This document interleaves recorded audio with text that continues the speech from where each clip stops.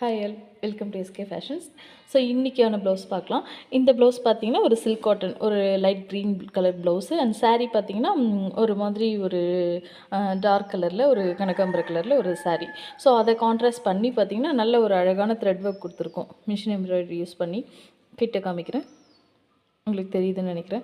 So பார்த்தீங்கன்னா அழகான ஒரு த்ரெட் ஒர்க்கில் மிஷின் எம்ப்ராய்டரி யூஸ் பண்ணி ஃபுல்லாகவே இதில் நாங்கள் ஒரு 80% மிஷின் எம்ப்ராய்டரி தான் யூஸ் பண்ணியிருக்கோம். அண்ட் சைடில் மட்டும் பார்த்தீங்கன்னா சுகர் பீட் வச்சு லைட்டாக ஹைலைட் பண்ணியிருக்கோம்.